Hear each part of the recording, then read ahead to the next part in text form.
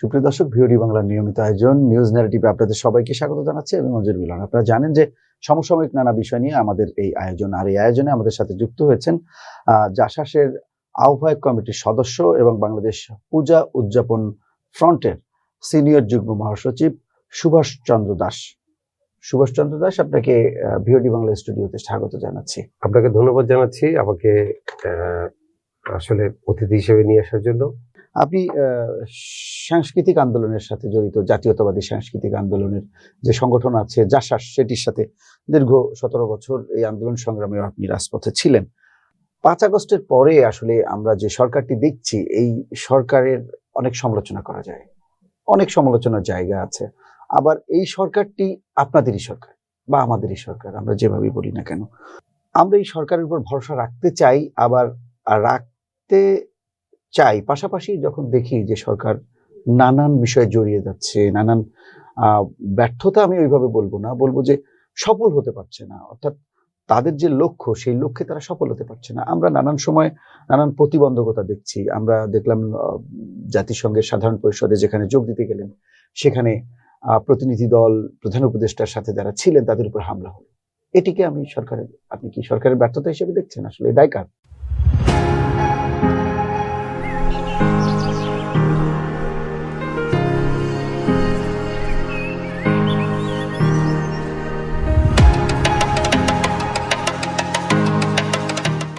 আসলে আমরা দীর্ঘ এক জঞ্জালের পর আমরা একটা সরকার পেয়েছি। তাদের কিন্তু একটা বাধ্যবাধকতা আছে এবং তাদের শুধু একটা সুষ্ঠু নির্বাচনের মাধ্যমে একটা গণতান্ত্রিক সরকার তারা উপহার দিবেন, এই জন্যই তারা বসেছেন। তো বাংলাদেশের মানুষের, জনগণের দীর্ঘ প্রত্যাশা, সেই প্রত্যাশা পূরণ করার জন্য গণতান্ত্রিক সরকার দরকার। যে কারণে আপনার যেটা মনে হচ্ছে যে তারা ব্যর্থ হচ্ছে, আসলে ঠিক ওই কাজটা তাদের না। তারা একটা গণতান্ত্রিক সরকারের কাছে এটা উপহার দিবে, বাংলাদেশে একটা সরকার, তারা হয়তো এসে জনগণের এই প্রত্যাশাগুলা পূরণ করতে পারবে আর কি, বা পূরণ করবে। যে কারণে আমাদের আপাত দৃষ্টিতে মনে হচ্ছে যে এই সরকার ব্যর্থ হচ্ছে, আসলে না। তাছাড়া এই দেশে দীর্ঘ সময়ে একটা ফ্যাসিস্ট সরকার থাকার কারণে রন্ধ্রে রন্ধ্রে এখনো তারা অবস্থান করছে, যদিও তারা প্রকাশ্যে আসছেন না, কিন্তু কাজকর্মে তারা কিন্তু সেই ভাবটা তাদের মনের মধ্যে রয়ে গেছে। যে কারণে এই সরকারকে ব্যর্থ করার জন্য এবং আগামী সরকার যারা আসবেন তাদেরকে একটা ব্যর্থতার টিকিট লাগিয়ে দেওয়ার জন্য, ট্যাগ লাগিয়ে দেওয়ার জন্য তারা এই কাজগুলা করতেছে, তারা পেছনে থেকে থেকে। যে কারণে এই সরকার অনেক কিছু মানে পরিষ্কার করতে চাইলেও পরিষ্কার করতে পারছে না। তবে আমার দৃঢ় বিশ্বাস বা আমাদের সকলেরই একটু আশা থাকা দরকার, এই সরকার একটি সুষ্ঠু নির্বাচনের মাধ্যমে গণতান্ত্রিক সরকার আমাদেরকে একটা উপহার দিবেন। ধন্যবাদ। আমরা দেখছি, সেটি আমরাও প্রত্যাশা করি, কিন্তু আমরা এরপরেও দেখছি যে সেই নির্বাচনের পথে হাঁটতে গিয়ে সরকার আসলে একটা সমঝোতার যে প্ল্যাটফর্ম 5 আগস্টের পর তৈরি হয়েছিল, সেটি কিন্তু ভেসে যাচ্ছে কিনা, কিংবা নির্বাচনের একটি আশঙ্কা আছে কিনা, কেন পিআর পদ্ধতি নিয়ে এখনো সমাধান হয়নি। এছাড়া একটি নতুন রাজনৈতিক দল যারা নিবন্ধন পায়নি, নিবন্ধন পাওয়ার প্রত্যাশায় আছে, তাদের একটি মার্কা নিয়ে এই যে একটা জটিলতা তৈরি হয়েছে, এই জায়গা থেকেও কি আগামী নির্বাচনের আগে বের হয়ে আসতে পারবে? আপনার কি মনে হয়? হ্যাঁ, ধন্যবাদ। আপনাকে একটা সুন্দর প্রশ্ন করেছেন যে পিআর বিষয়টা নিয়ে আর কি।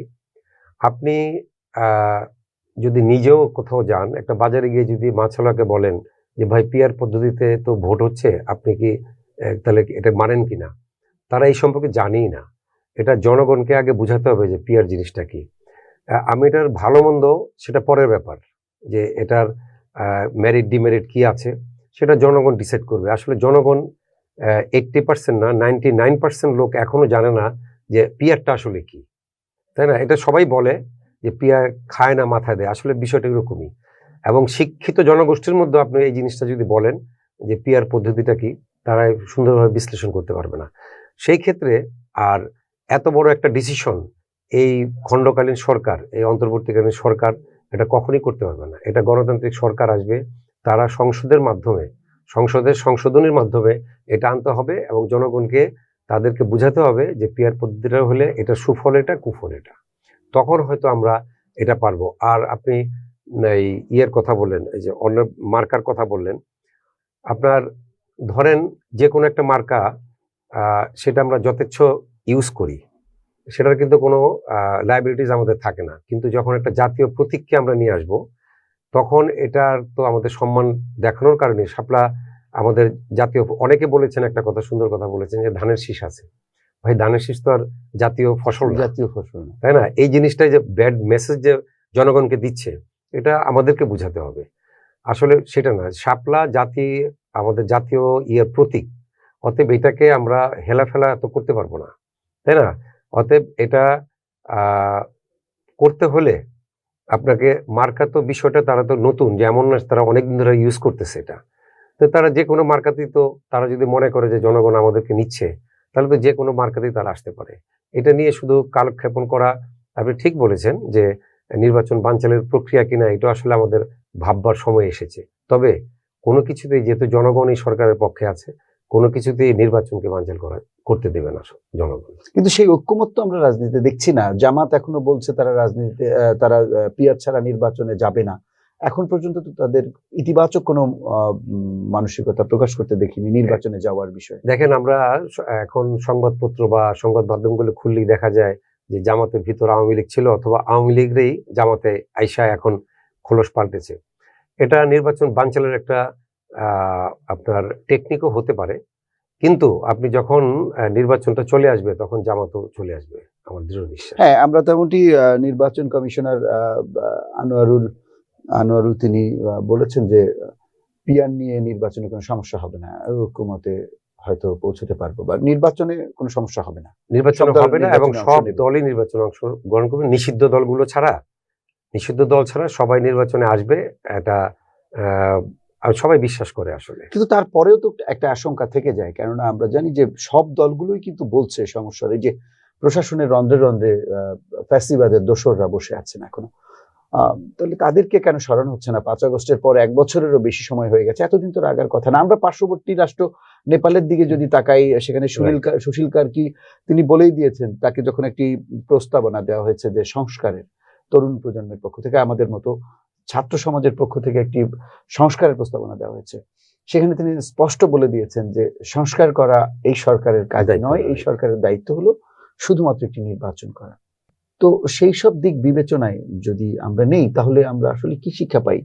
আপনার কি মনে হয় বাংলাদেশের যে প্রক্রিয়াটি আমরা দেখছি? আসলে বাংলাদেশ, আমরা এই জনগণগুলা সব বুঝি যে বিপদ আমরা ডেকে আনি। নেপাল কিন্তু আমাদের চেয়ে খুব একটা ডেভেলপ না, তাই আমাদের থেকে অর্থনৈতিকভাবে আরো অনেক ডাউন। আমরা যদি সেই গ্রাফ দেখি, অনেক নিচে, কিন্তু শিক্ষা দীক্ষায় তারা আমাদের চেয়ে একটু উন্নত, এগিয়ে আছে। তো সেই ক্ষেত্রে তারা চাচ্ছে যে, যেমন আমরা দেখেন, সমস্যা হচ্ছে কি, যে আমরা কিন্তু সবাই এখন রাজপথে, ছাত্ররা, এবং আমি দেখেছি অনেক জায়গায় টিচাররা কোন দল, শিক্ষার মান একদম শেষ। আমাকে আমার বিদেশি এক বন্ধু ফোন করে বললো যে তোমরা তো আফটার 10 ইয়ার্স তোমরা তো পাবা না, মানে শিক্ষিত জনগোষ্ঠী তোমাদের মধ্যে মেধার সংকট হবে। যারা নাকি ডাক্তার, ইঞ্জিনিয়ার এগুলো হবে, দেখবে যে ওদের সংকট সৃষ্টি হয়ে গেছে। তোমাদের জনগণ কি এটা বুঝতেছে না, বা তোমাদের রাজনৈতিক দলগুলো কি এগুলো বুঝতেছে না যে দেশ একটা মানে দীর্ঘ সময় পর একটা সংকটে পড়বে? তা আমাদের আসলে এখন নেপাল থেকেই মনে হয় আমাদের শিক্ষা নেওয়া উচিত যে যদি কোনো সংস্কার করতে হয়, তাহলে একটা গণতান্ত্রিক সরকার এসে সেটা সংস্কার করবে। আর আপনি যে আরেকটা কথা বলেছেন খুব সুন্দর, সেটা হলো যে ফ্যাসিস্টদেরকে, দোসরদেরকে কেন সরানো যাচ্ছে না। আসলে সারা বাংলাদেশ থেকেই, বাংলাদেশের যে প্রশাসনিক যে ইয়েতে আছে, আপনি সবাইকে কুক্ষিগত করে রেখেছিল ফ্যাসিস্ট সরকার। ওই বেড়াজাল থেকে বেরোতে একটু সময় লাগবে। সেই সময়ের মধ্যে আমাদের একটা গণতান্ত্রিক সরকার দরকার, যাতে তারা এসে এই কাজগুলো সম্পন্ন করতে পারে। আমরা জানি যে, আমরা একটু প্রসঙ্গ পরিবর্তন করব, আমরা জানি যে দুর্গোৎসব আসছে, আপনিও পুজো উদযাপন ফ্রন্টের একজন নেতা, আপনারাই সারা দেশে পর্যবেক্ষণ করছেন আসলে এই নির্বাচনটি কিভাবে, এই পুজো উদযাপনটি কিভাবে হচ্ছে, প্রস্তুতি শেষ, এবার আগামীকালকে সেই দুর্গোৎসবের আনুষ্ঠানিক শুরু। আপনার কি কোনো আশঙ্কা আছে, কিংবা প্রস্তুতির আসলে সবশেষ পরিস্থিতি কি? আসলে কি আমরা আশঙ্কা সৃষ্টি করি, যেমন গতকাল একটা আপনার বিবৃতি দিয়েছে যারা নাকি ফ্যাসিস্ট সরকারের দালালি করতেন এক সময়, সেই দালালরা বাংলাদেশ পূজা উদযাপন পরিষদ, তারা প্রকাশ্যে এসে বলছে যে বাংলাদেশ একটা মানে এখন পূজা একটা ঝুঁকির মধ্যে পড়ে যাচ্ছে। এবং এই জিনিসটা দিয়ে তারা আর প্যানিক সৃষ্টি করতেছে। এই হিন্দু জনগোষ্ঠী, সনাতনী জনগোষ্ঠীর মধ্যে একটা বিভ্রান্তি ছড়াচ্ছে, যে একটা সংকট সৃষ্টি, এবং এতে করে যারা দুষ্কৃতিকারী তারাও কিন্তু একটা প্রশ্রয় পাচ্ছে। আসলে এমন কোনো সংকট বাংলাদেশে নাই। তার কারণ হলো বাংলাদেশিরা সংকট মোকাবেলা করতে জানে, সেটা হিন্দু হোক, মুসলিম হোক, বৌদ্ধ, খ্রিস্টান হোক। এবং আগের চেয়ে অনেক বেশি শক্তিশালী দেশের জনগণ। বিশেষ করে হিন্দুরা এখন বুঝতে শিখেছে যে আমাদেরকে যে রাজনৈতিকভাবে একটা দল ইউজ করতো, এখন তারা সেই ইউজ হচ্ছে না, এবং তারা নিজেদের সংকট নিজেরাই মোকাবেলা করতে পারে। এবং স্বরাষ্ট্র উপদেষ্টা তো বলেই দিয়েছেন যে আমাদের জনবল থাকবে, কিন্তু আপনাদেরকেও ঐক্যবদ্ধভাবে সেই সংকট মোকাবেলা করতে হবে। অতএব আগামী পূজায়, যে আগামীকাল থেকে যে পূজা শুরু হবে, সেই পূজাতে কোনো ধরনের ঝুঁকি নাই, নির্বিঘ্নে হিন্দুরা পূজা করতে হবে। বিচ্ছিন্ন কিছু ঘটনা ঘটতেছে, এগুলো আসলে এলাকা ভিত্তিক কিছু সমস্যার কারণে। এমন না যে কেউ বলতেছে চলো আজকে হিন্দু মন্দিরগুলো সব ভেঙে দিয়ে আসবো। বাংলাদেশে কিন্তু এরকম পরিস্থিতি নাই। বাংলাদেশে এটা কোথাও কোথাও এইসব কাণ্ডগুলো ঘটতেছে ব্যক্তিগত রেশারেশির থেকে হয় অনেক সময়, অথবা সুনির্দিষ্ট কোনো এজেন্ডা নিয়ে, হয়তো কোনো একটা সন্ত্রাসী বা এজেন্ডা নিয়ে এই ধরনের গোষ্ঠী। কিন্তু মানে ভাবে, যেমন মুসলিম জনগোষ্ঠী বলতেছে না যে চলো আমরা হিন্দু মন্দিরগুলো ভেঙে দিই। না, সাম্প্রদায়িক এই যে দাঙ্গা, একদমই না। ব্যক্তিগত বা কোনো একটা বিশেষ কারণে সন্ত্রাসী মনোভাবপন্ন লোকদের দ্বারা এই অ্যাটাকগুলো হচ্ছে। তবে এগুলো আবার সরকার এগুলোকে আবার কঠোর হস্তে দমন করছে। আসলে এই যে উৎসবগুলো আসে, ফিরে যায়, ধর্মীয় উৎসবগুলো, আমরা কি শিক্ষা নেই, কি শিক্ষা পাই? এই বারবার উৎসব আসে, কিন্তু আমাদের দৈনন্দিন জীবন বা আমাদের যে কার্যপরিধি, তার মধ্যে কি এই শিক্ষাগুলো আমরা নিতে পারি বা নেই? আমরা নেই কিনা জানি না, তবে আমাদের নিতে হবে। যদি আপনার জীবনকে মানে পরিচ্ছন্ন রাখতে চান বা দেশের উন্নতি চান, তাহলে আমাদের এই সমস্ত এই সম্প্রদায়ের একটা ঐক্য দরকার। যেমন ধরুন, একটা বাগানে যদি এক ধরনের ফুল থাকে, তাহলে আপনি একবার তাকাবেন সেই বাগানটার দিকে। যদি বিভিন্ন ধরনের ফুল থাকে, তাহলে কিন্তু প্রত্যেকটা ফুলের দিকে আপনি তাকানোর চেষ্টা করবেন। এই ধর্মীয় ব্যাপারগুলো সেরকমই। ধরেন, একটা এই দেশে সব যদি মুসলিম থাকে বা সব হিন্দু থাকে, তাহলে এটার যে আমাদের যে কৃষ্টি কালচার বাঙালির, সব নষ্ট হয়ে যাবে। সমস্ত ধর্মের মানুষের কৃষ্টি কালচারে কিন্তু আমরা মানে মহিমান্বিত, বা আমরা একটা প্রাউড ফিল করি যে আমাদের এই কৃষ্টিটা এরকম। অতএব আমরা সবাই মিলেমিশে থাকবো একসাথে, এবং এটি আমাদের ধর্মীয় যে উৎসবগুলো থেকে বা ধর্মীয় যে আচার অনুষ্ঠান, এগুলা থেকে আমাদের শিক্ষা নিতে হবে।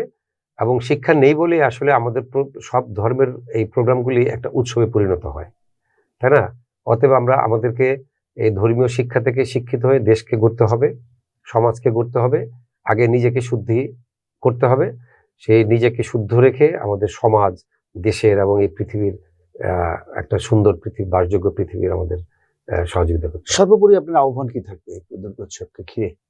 দুর্গোৎসব শান্তিপূর্ণভাবে হবে, এবং আমি আমার সনাতনী ভাইদের বলবো যে আপনারা দেখেছেন গত 5ই আগস্টের পর আমাদের মন্দির কিন্তু মুসলিম ভাইয়েরা পাহারা দিয়েছে হিন্দু ভাইদের পাশাপাশি। এবারও তারা আছে। অনেক রাজনৈতিক দলের লোকজনই আমাদের সাথে যোগাযোগ করেছে। তো তারা বিভিন্ন মন্দিরে, যেমন বিএনপির কথাই বলি, বিএনপির প্রত্যেকটা মন্দিরে 4-5 জন করে শিফটিং দিচ্ছে, যে এই এত ঘন্টা ওরা থাকবে, এত ঘন্টা ছাত্র দল, যুব দল, তারপরে স্বেচ্ছাসেবক দল, মূল বিএনপি থেকে প্রত্যেকটা পূজা মণ্ডপে কি বলে আমাদের ভারপ্রাপ্ত চেয়ারম্যান জনাব তারেক রহমানের তার নির্দেশেই আমরা প্রত্যেকটা মন্দিরে অলরেডি আমাদের লিস্ট পেয়ে গেছি। তো তারা পাহারা দিচ্ছে। সাথে সাথে মানে এটা হিন্দুদের, মানে সনাতনীদের এটা বোঝা উচিত যে আমাদের সাথে কিন্তু সারা বাংলাদেশের জনগণ আছে। অতএব যারা সন্ত্রাসী কর্মকাণ্ড ঘটায়, তারা রাতের অন্ধকারে আসে, তারা কিন্তু প্রকাশ্যে আসে না। অতএব আমাদের ভয় পাওয়ার কিছু নাই। সমস্ত সনাতনীদের বলবো, আপনারা আপনাদের আচার অনুষ্ঠান এবং সেই উৎসব সবাইকে নিয়ে আপনারা পালন করবেন নির্বিঘ্নে, এবং এটা এবার হবেও, আমি এই আশাবাদ ব্যক্ত করি। আপনাকে অসংখ্য ধন্যবাদ। ব্যস্ততার মাঝেও আমাদের কে সময় দিয়ে ভিওডি বাংলা স্টুডিওতে এসেছেন, কৃতজ্ঞতা জানাচ্ছি। আপনাকেও ধন্যবাদ। আপনাদের সবাইকে শারদীয় দুর্গাপূজার শুভেচ্ছা, এবং আমরা প্রত্যেকটা মণ্ডপেই আপনাদের এই প্রতিনিধিদের এবং আপনাকে আমন্ত্রণ জানাবো, যারা আপনারা এসে দেখে যান যে আমরা সনাতনীরা কত নির্বিঘ্নে পূজা করতেছি। ধন্যবাদ আপনাকে। সুপ্রিয় দর্শক, সারা বাংলাদেশে এই দুর্গোৎসবের যে উৎসব সেটি সবার মানুষের মধ্যে ছড়িয়ে যাবে এবং যে অশুভ শক্তিকে মোকাবেলা করার যে একটা ঐক্যবদ্ধতা, সেটি এই দুর্গোৎসবের যে শিক্ষা সেটি নিয়ে আমরা সামনের দিকে এগিয়ে যাব এবং সারা বাংলাদেশে ধর্ম বর্ণ নির্বিশেষে একটি সাম্প্রদায়িক সম্পর্ক সব মানুষের মধ্যে তৈরি হবে এবং সেই সম্পর্কের মধ্য দিয়ে আমরা আগামীর একটি নতুন বাংলাদেশ গড়ে তুলব সবাই মিলে। সবাই ভালো থাকবেন, সুস্থ থাকবেন, নিরাপদে থাকবেন। ধন্যবাদ।